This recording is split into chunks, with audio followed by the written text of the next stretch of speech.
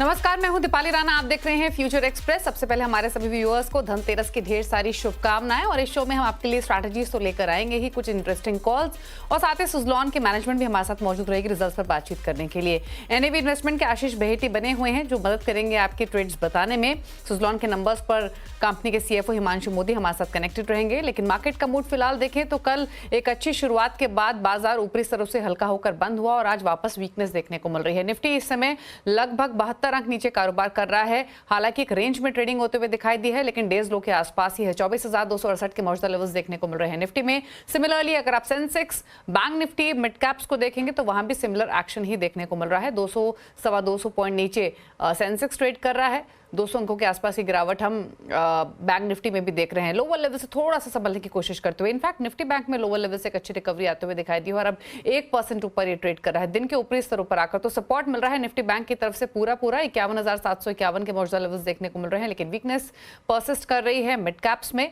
Again days लो से थोड़ा संभले जरूर है, लेकिन अभी भी 140 अंक नीचे है, यानी 1/4% नीचे मिड कैप इंडेक्स ट्रेड कर रहा है। एनएससी स्टैट्स आपकी स्क्रीन पर ऑल्दो बराबरी का ही मुकाबला फिलहाल दिखाई दे रहा है, लेकिन 1272 स्टॉक से जो गिरकर ट्रेड कर रहे हैं, 1146 स्टॉक्स हैं जो कि बढ़त के साथ कर रहे हैं ट्रेड। ब्रॉडर मार्केट्स में यानी मिड कैप, स्मॉल कैप्स में थोड़ी रिकवरी दिखी जरूर है, लेकिन अभी भी बायस नेगेटिव ही दिखाई दे रहा है। लेकिन एक आउट परफॉर्मेंस आज पूरे मार्केट में देखने को मिल रही है, तो वो है बैंक निफ्टी। इसलिए फटाफट से लेकर आते हैं आपके सामने डेटा। डेरिवेटिव डेटा क्या इंडिकेट कर रहा है दोनों ही इंडाइसेस पर, निफ्टी, बैंक निफ्टी। फटाफट से दिखाते हैं आपको कॉल पुट के आंकड़े दोनों ही इंडेक्स के। पहले निफ्टी के आंकड़े आपकी स्क्रीन पर है। 31 अक्टूबर के 24,200 की कॉल में 51 लाख शेयरों का टोटल ओपन इंटरेस्ट है, 35 लाख शेयरों का बदलाव।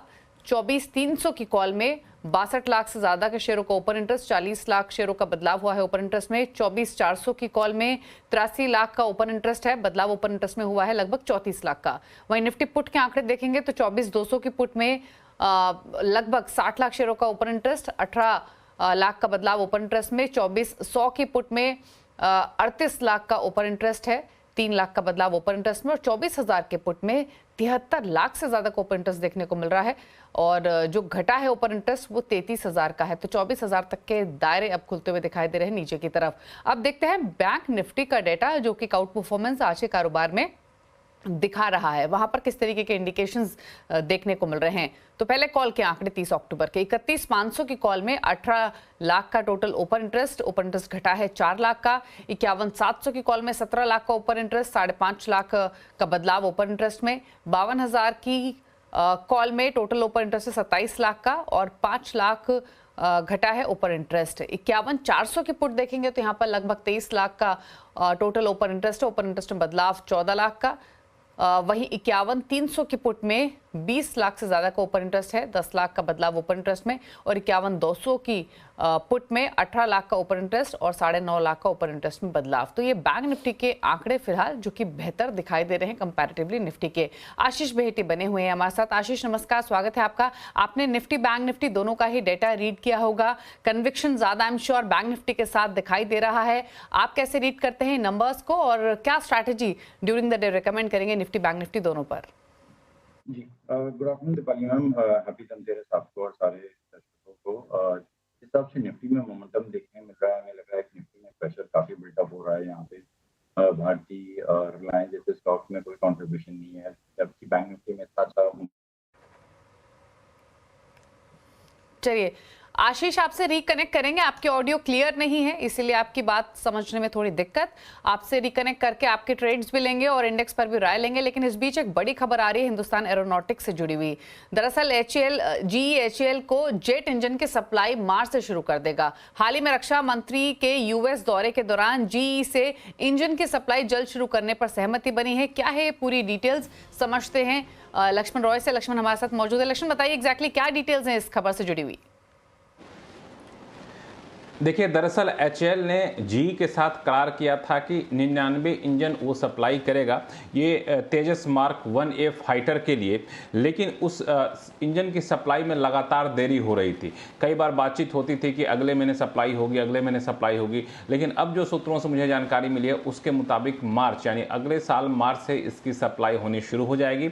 और सबसे खास बात यह है कि GE ने ये साफ कर दिया है कि उन्होंने जितनी की डील की थी, जो कमिटमेंट कमिटमेंट किया था, उस कमिटमेंट के मुताबिक एचएएल को अपने इंजन की सप्लाई करेगा। और पिछले दिनों रक्षा मंत्री यूएस दौरे पर गए थे, तो वहां पे इस पर काफ़ी ठोस बातचीत हुई, उसके बाद ये करार हुआ है। यानी एचएएल को अब जी के इंजन का इंतज़ार खत्म हो जाएगा। ये इंतज़ार इसलिए बहुत ज़रूरी था, इंजन की सप्लाई इसलिए ज़रूरी थी क्योंकि फरवरी 2021 में इंडियन एयरफोर्स के साथ एचएएल ने 83 तेजस मार्क 1A फाइटर सप्लाई का करार किया था। अब इंडियन एयरफोर्स को सप्लाई करने के लिए जो फाइटर जेट था उसके इंजन जी से आनी थी, तो जी के साथ करार किया गया, लेकिन वो इंजन अभी तक आया ही नहीं था। तो अब ये इंजन आएगा, उसके बाद एयरक्राफ्ट में फिट करके एचएएल और इंडियन एयरफोर्स को सप्लाई कर पाएगा। तो ये अपने आप में बहुत बड़ी खबर एचएएल के लिए कही जा सकती है, क्योंकि अगर जब तक जी से इंजन नहीं आता तो एयरक्राफ्ट को सप्लाई नहीं कर पाता। और इंडियन एयरफोर्स के साथ ये करार हुआ था कि जिसके तहत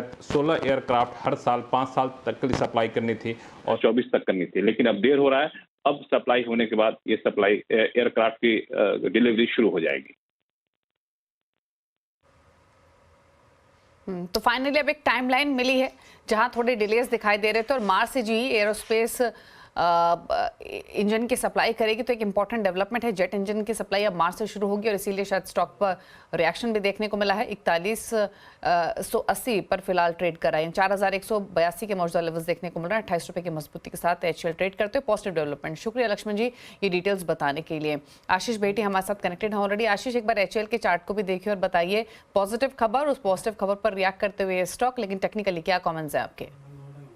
जी दीपाली मैम, मोमेंटम अच्छा बन रहा है एचएएल में और जिस हिसाब से वापस काफी गिरावट के बाद इसमें रिकवरी देखने मिल रही है, स्टॉक एग्जैक्टली अपने 200 डेमा पे, और हम एंटिसिपेट कर रहे हैं जिस हिसाब से 4 दिनों से इसने टाइट रेंज में 200 डेमा के पास बेस बनाया है, यहाँ से एक मोमेंटम अपसाइड में देखने मिल सकता है।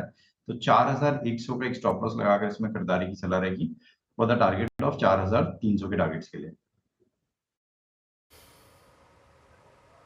ओके अच्छा आशीष, इसके अलावा आपकी तरफ से कौन से ट्रेड्स रहेंगे जो आपने आइडेंटिफाई किए हैं?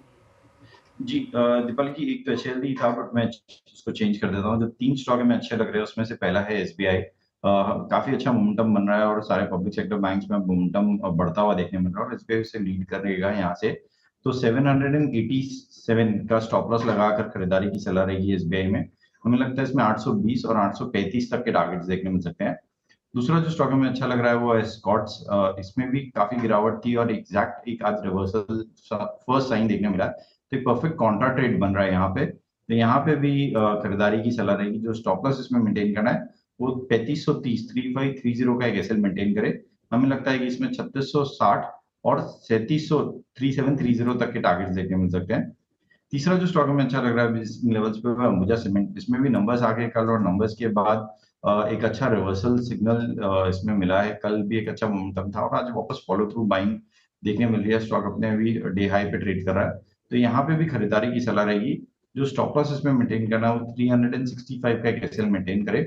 385 और 395 के टारगेट्स के लिए इसमें भी खरीदारी की सलाह। ओके तो मार्केट भले ही लैकलस्टर हो, लेकिन इंटरेस्टिंग ये है कि खरीदारी के ट्रेड्स आशीष की तरफ से आए हैं। 3 स्टॉक्स रिकमेंड किए हैं इन्होंने, तीनों में ही बाय करने की सलाह है। एसबीआई, स्कॉट्स और अंबुजा सीमेंट, ये 3 ट्रेड्स हैं, नोट कर लीजिए इनको। अगर आपसे टारगेट स्टॉप लॉस मिस हुए हैं तो वापस नोट कर लीजिए। अंबुजा सीमेंट तो इनफैक्ट डेज हाई पर अब कर रहा है ट्रेड। स्कॉट्स को बोटा के फ्यूचर्स में खरीदारी की सलाह है। 3601 पर फिलहाल फ्यूचर ट्रेड कर रहा है। 3660 का लक्ष्य है। स्टॉप लॉस आपको 3530 पर मेंटेन करना होगा। इसके अलावा जो 2 और ट्रेड्स बताए हैं आशीष ने, उसमें स्टेट बैंक ऑफ इंडिया है और दूसरा यहाँ पर भी खरीदारी की सलाह दी गई है। अंबुजा सीमेंट एक और ट्रेड आशीष ने रेकमेंड किया है जहां पर आप खरीदारी की पोजीशंस बना सकते हैं। Ambuja cement in fact day high पर फिलहाल कारोबार करते हुए दिखाई दे रहा है। 573 के 575 के मौजूदा लेवल्स देखने को मिल रहे थे। यहाँ पर भी एक बाय ट्रेड इनिशिएट करने की सलाह दी जा रही है। लेकिन चलिए आगे बढ़ेंगे और अब बात करेंगे स्विगी के आईपीओ की। दरअसल स्विगी आईपीओ का इंतजार आखिरकार खत्म हुआ है। 6 से 8 नवंबर के बीच ये आईपीओ खुलेगा। सोर्सेस के मुताबिक इसका प्राइस बैंड 371 से 390 रुपए रखा गया है और इस प्राइस बैंड में कितना आकर्षक है और जोमेटो के मुकाबले इसकी वैल्यूएशन पिक्चर कैसी है, समझाने के लिए हमारे सहयोगी हर्षदा सावंत मौजूद है। हर्षदा बताइए।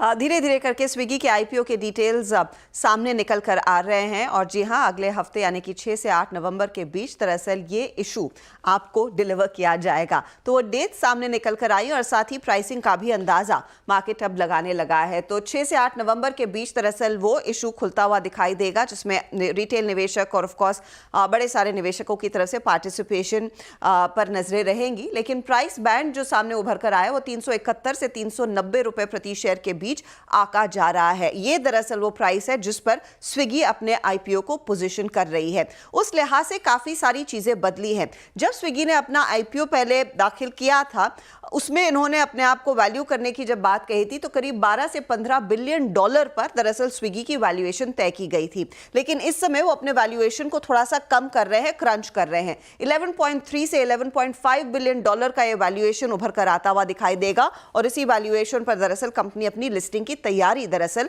कर रही है। यही नहीं, फ्रेश इशू का साइज भी थोड़ा सा बढ़ाया गया है। 3,750 करोड़ रुपए पहले याद होगा आपको कंपनी रेस करना चाह रही थी फ्रेश इशू के जरिए, लेकिन अब इस आंकड़े को 4,500 करोड़ तक ले गए हैं। ऐसी स्थिति में ओएफएस का जो हिस्सा है वो कम भी होता दिखाई दे रहा है। पहले ऑफर फॉर सेल में 7,073 करोड़ रेस होने थे, अब ये आंकड़ा थोड़ा सा क्रंच कर 6,800 करोड़ पर आया है। यानी कि जो मौजूदा निवेशक हैं वो अपने शेयरों में कम हिस्सा बेच रहे हैं। पहले जो आंकड़ा कंपनी ने हमारे साथ शेयर किया था वो यही था कि कंपनी में करीब करीब 18.5 करोड़ शेयर यानी कि 18.25 करोड़ शेयर एग्जिस्टिंग निवेशक बेचेंगे या फिर एग्जिट लेंगे, इसीलिए वो ओएफएस का आंकड़ा 7,000 करोड़ के ऊपर का आ रहा था। लेकिन इस नंबर को भी उन्होंने कम किया, अब सिर्फ 17.5 करोड़ शेयर ही मौजूदा निवेशक बेचते हुए दिखाई देंगे। इसीलिए ये कुछ बदलाव देखने को मिल रहे हैं और वो वैल्यूएशन भी थोड़ा सा बदला हुआ आपको दिखाई देगा। इसका कुछ असर अनलिस्टेड मार्केट में देखने को मिला है। पहले स्विगी का शेयर जो अनलिस्टेड मार्केट पर डील हुई थी वो 535 रुपए प्रति शेयर पर हुई थी, लेकिन करंट वैल्यूएशन के मद्देनजर और वो प्राइसिंग के मद्देनजर अब जो है वो अनलिस्टेड मार्केट में लास्ट वीक ये करीब करीब 435 के आसपास ट्रेड करता हुआ दिखाई दे रहा था। अब सवाल ये है कि स्विगी जब एंटर कर रही है जोमेटो के सामने कैसे खड़ी है। तो स्विगी का जो मौजूदा वैल्यूएशन है 11.5 बिलियन डॉलर का, वो लगभग 57% के डिस्काउंट पर है जोमेटो की तुलना में। जोमेटो लगभग 27 बिलियन डॉलर के वैल्यूएशन पर इस समय ट्रेड करता है। तो 57% के डिस्काउंट पर स्विगी अपने आप को पोजीशन कर रही है। लेकिन यहां पर आप देखिए कि ये शेयर्स किस तरह से ट्रेड होंगे। तो जोमेटो रफली 18.5 गुना ट्रेलिंग FY24 पर वैल्यूड है, जहां पर स्विगी 8.5 टाइम्स वैल्यू किया जाएगा। यही आपको अंदाजा लगेगा कंपनी के रेवेन्यूज में। जोमेटो ने FY24 में जहां पर 12,114 करोड़ का रेवेन्यू कमाया, स्विगी थोड़ी पीछे है 11,247 करोड़ के रेवेन्यूज के साथ। लेकिन एक बड़ा डिफरेंस है, स्विगी अभी भी लॉस में है, दूसरी तरफ जोमेटो लगातार अपने प्रॉफिट्स को एक्सपैंड करती दिखाई दे रही है। वैल्यूएशंस में थोड़ा सा बदलाव इस लिहाज से भी आया क्योंकि हुंडई के आईपीओ को देख कुछ जानकार ये कह रहे हैं स्विगी का वैल्यूएशन शायद महंगा पड़ता दिखाई दे रहा था, इसीलिए कंपनी पर थोड़ा सा प्रेशर आया है कि अपने वैल्यूएशंस को कम करे। बस देखना है कि रिस्पॉन्स कैसा रहता है और ये आईपीओ हिट रहता है या मिस। तो 6 से 8 नवंबर के बीच ये आईपीओ खुलेगा। वैल्यूएशन के हिसाब से पूरी पिक्चर हर्षदा ने यहाँ पर आसान भाषा में समझाई, लेकिन देखना होगा रिस्पांस किस तरीके का रहेगा। रुक रहे हैं इसी के साथ एक ब्रेक के लिए। ब्रेक के उस पार लेकर आएंगे आपके लिए सस्ता ऑप्शन। चल वापस आते हैं। देख रहे हैं फ्यूचर एक्सप्रेस। आशीष बेटी हमारे साथ मौजूद हैं। अब पूछते हैं उनसे एक सस्ता ऑप्शन जो कराएगा आपकी बड़ी कमाई। तो रुक करते हैं सस्ते ऑप्शन का। दीपाली जी, बीएल की कॉल में खरीदारी की सलाह रहेगी। 290 वाली जो कॉल है नवंबर मंथ की 6.5 पौने 7 रुपए के करीब चल रही है। यहाँ पोजीशन बनाई जा सकती है। जो इसमें स्टॉप लॉस मेंटेन करना है वो 4 रुपए का एक एसएल मेंटेन करे 290 की बीएल की कॉल में। जो टारगेट इसमें दिख रहे हैं हमें 12 रुपए के पहले टारगेट, 14 रुपए के दूसरे टारगेट के लिए इसमें खरीदारी की जा सकती है। ओके, तो BEL के 290 के कॉल ऑप्शन में खरीदारी की सलाह दी गई है। फिलहाल ये कॉल ऑप्शन ₹6.90 पर ट्रेड कर रहा है, लेकिन यहाँ पर एक ट्रेड आप खरीदारी की तरफ इनिशिएट कर सकते हैं। 290 का नवंबर सीरीज का कॉल ऑप्शन आप यहाँ पर ट्रेड लें, ये सजेशन आपको दिया गया है। चलिए, शुक्रिया आशीष शो में आने के लिए और अपनी स्ट्रैटेजीज और साथ ही साथ अपने ट्रेड्स बताने के लिए। एक बार फिर से आप नोट कर लीजिए सस्ता ऑप्शन की डिटेल्स। 12 का टारगेट है इस कॉल ऑप्शन का। स्टॉप लॉस आपको ₹4 पर मेंटेन करना है। लगभग ₹7 के आसपास ये ट्रेड कर रहा है, तो ₹3 नीचे का स्टॉप लॉस, लेकिन ऊपर की तरफ ₹5 का एक अपसाइड दिख रहा है। तो यहाँ पर खरीदारी की सलाह आशीष की तरफ से रहेगी। 290 का कॉल ऑप्शन आप BEL का ले सकते हैं। चलिए, शुक्रिया आशीष हमें आने के लिए। और इसी के साथ फ्यूचर एक्सप्रेस पे तो इतना ही, लेकिन ब्रेक के उस पार भी खबरें जारी है CNBC आवाज़ पर। नमस्कार।